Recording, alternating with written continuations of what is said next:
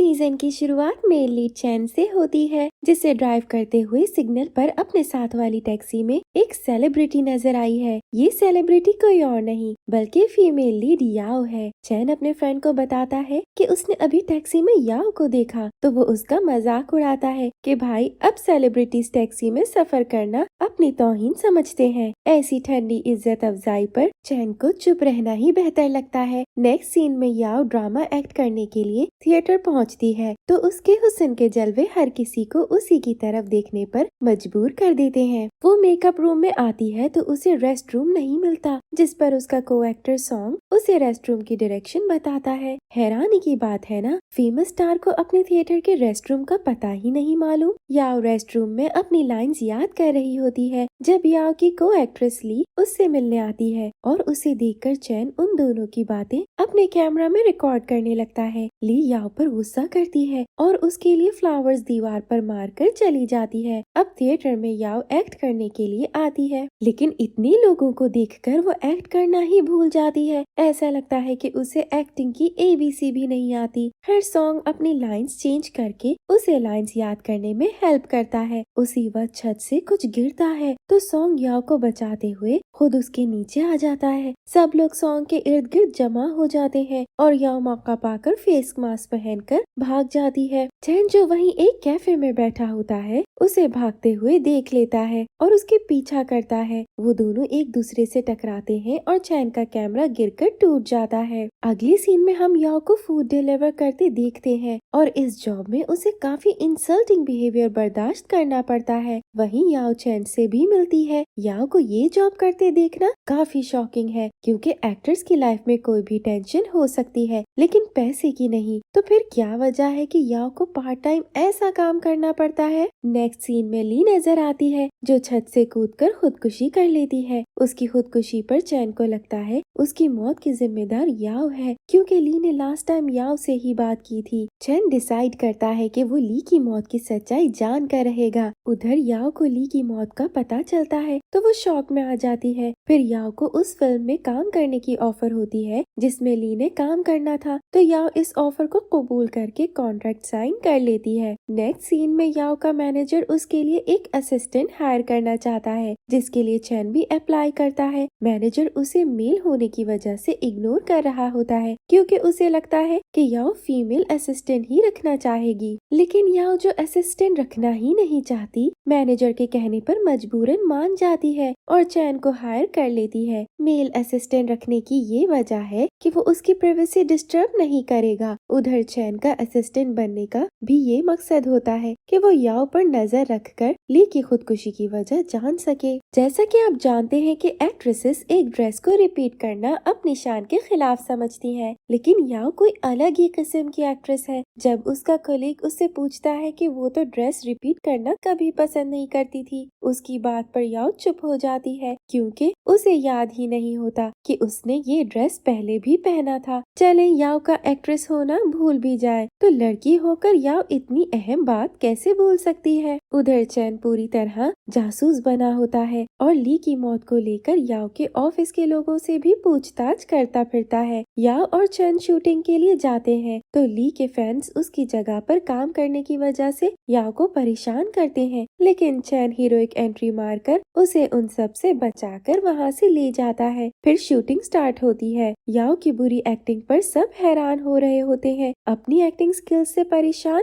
याओ चैन से अपने लिए एक्टिंग टीचर ढूंढने का कहती है। चैन हैरान होता है कि 4 साल एक्टिंग पढ़ने के बाद भी याओ को टीचर चाहिए, तो फिर ऐसी स्टडी का क्या फायदा। इधर हमें ये भी पता चलता है कि चैन एक जर्नलिस्ट है, स्टार्स की जासूसी करके उससे न्यूज बनाता है। चैन याओ के लिए सबसे छुपाकर टीचर अरेंज करता है, तो याओ उससे एक्टिंग सीखने के लिए बहुत ज्यादा मेहनत करती है। इस सब में चैन उसकी बहुत हेल्प करता है और उसको एक्सरसाइज करना सिखाता है। यहाँ आप यकीनन सोच रहे होंगे कि अगर उसे एक्सरसाइज करना नहीं आती तो वो एक्टिंग के लिए कैसे फिट रहती है। तो इसका जवाब जानने के लिए आपको थोड़ा सा इंतजार करना पड़ेगा। उधर चैन को हर तरह से गौर करने के बाद लगता है याओ का ली की मौत में कोई हाथ नहीं। उधर याओ की एक्टिंग में बहुत बेहतरी आ जाती है और अपने अच्छे बिहेवियर से सबके क्लोज भी हो जाती है। दूसरी तरफ चैन याओ को लाइक करने लगता है, इसलिए चैन और याओ कार में होते हैं और सॉन्ग वहां आकर याओ से रिहर्सल करने का पूछता है, जिस पर चैन को याओ से दूर रखने की कोशिश करते हुए कहता है कि याओ ने अभी लंच करना है इसीलिए वो नहीं आ सकती। पर याओ उसकी कोशिश नाकाम बनाते हुए कहती है मुझे भूख नहीं है और सॉन्ग के साथ जेल जाती है, जिस पर चैन गुस्से से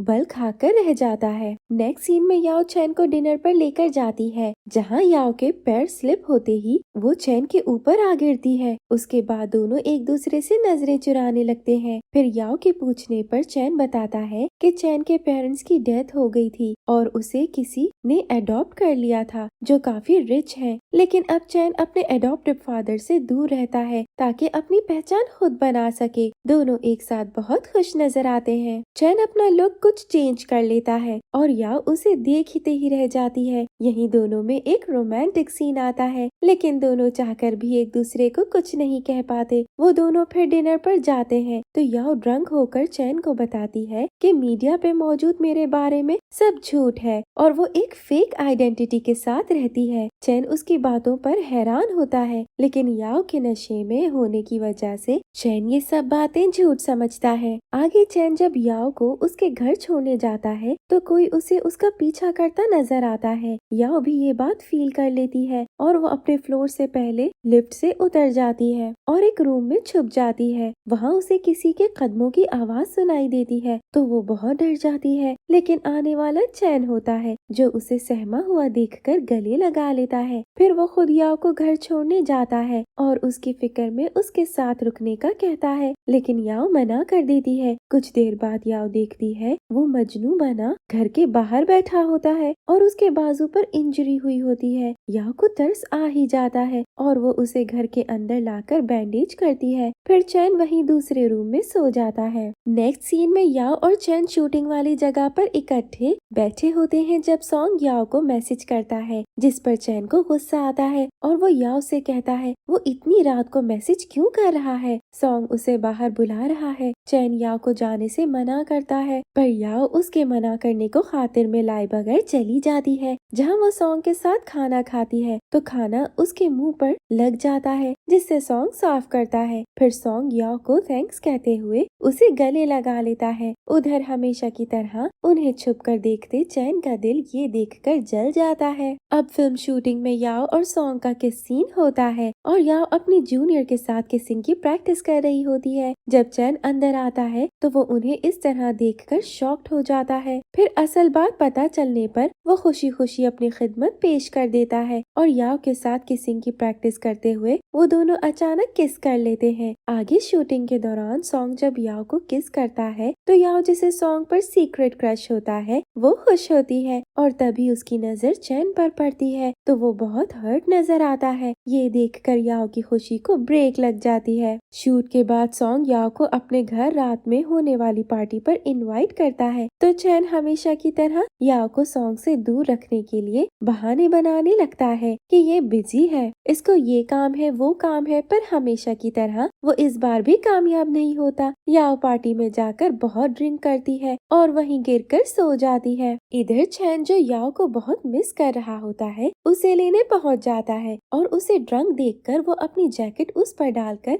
सबसे छुपाकर उठाकर ले आता है। उसके रूम में लाकर उसे ब्लैंकेट देकर वो प्यार से देखता रहता है। फिर उसी प्यार में वो उसे किस करने को उसके करीब होने लगता है, लेकिन फिर उसे शायद याओ के थप्पड़ का ख्याल आता है तो वो इज्जत बचाने के ख्याल से पीछे हो जाता है और वहाँ से बाहर चला जाता है। नेक्स्ट सीन में हम देखते हैं कि चैन लीव पर होता है और याओ बीमार हो जाती है। ये सुनकर चैन भागता हुआ आता है और वहाँ मौजूद लोगों से पूछता है कि याओ की तबीयत खराब होने पर मुझे क्यों नहीं बुलाया, जिस पर याओ के डायरेक्टर पूछती है कि तुम डॉक्टर हो या एम्बुलेंस जो तुम्हें बुलाते। उसकी बात पर चैन शर्मिंदा होकर चुप हो जाता है। फिर चैन याओ का बहुत ख्याल रखता है और उसके लिए खाना पकाने की कोशिश करता है। अब उसे खाना तो बनाना आता नहीं है, इसलिए बहुत फनी अंदाज में खाना बनाता है, जो खा के कोई मर तो सकता है, ठीक नहीं हो सकता। इसीलिए वो ऑर्डर करके याओ को खाना खिलाता है और क्रेडिट खुद ले लेता है कि ये मैंने बनाया है, जिस पर याओ बहुत इम्प्रेस होती है। अब चैन बहुत ज्यादा ड्रिंक करता है और सीधा याओ के रूम के सामने आकर गिरता है, तो याओ उसे उठाकर अपने रूम में ले आती है और उसे प्यार भरी नजरों से बहुत करीब से देख रही होती है, जब अचानक चैन आंखें खोलकर उसे किस कर लेता है। दूसरी तरफ याओ चैन की वजह से सॉन्ग को अवॉइड करने लगती है, जिस वजह से उसकी एक्टिंग भी अफेक्ट होती है। ड्रामे में एक ट्रेजिक ट्विस्ट आता है, जब याओ शूटिंग के दौरान डूबने लगती है तो चैन उसे बचाता है। फिर वो उसे उसके रूम में ले आता है और किस का हवाला देते हुए कहता है, हम दोनों एक अच्छा मैच नहीं है, इसलिए हमें वाइज डिसीजन लेते हुए एक दूसरे से दूर रहना चाहिए। ये कहकर चैन याओ को और जॉब को छोड़कर वहाँ से अपने घर चला जाता है। चैन को 1 महीने बाद ही याओ से दूर रहना मुश्किल लगने लगता है, तो वो उससे मिलने आ जाता है, जहाँ याओ उससे अपने प्यार का इजहार करती है, जिसे सुनकर चैन सकते में आ जाता है और एक भी लफ्ज नहीं कह पाता। याओ उसे सोचने का वक्त देकर वहाँ से चली जाती है, लेकिन चैन अभी तक वैसे ही शॉक बैठा होता है। नेक्स्ट सीन में हमें याओ जैसी सेम लड़की नजर आती है, जो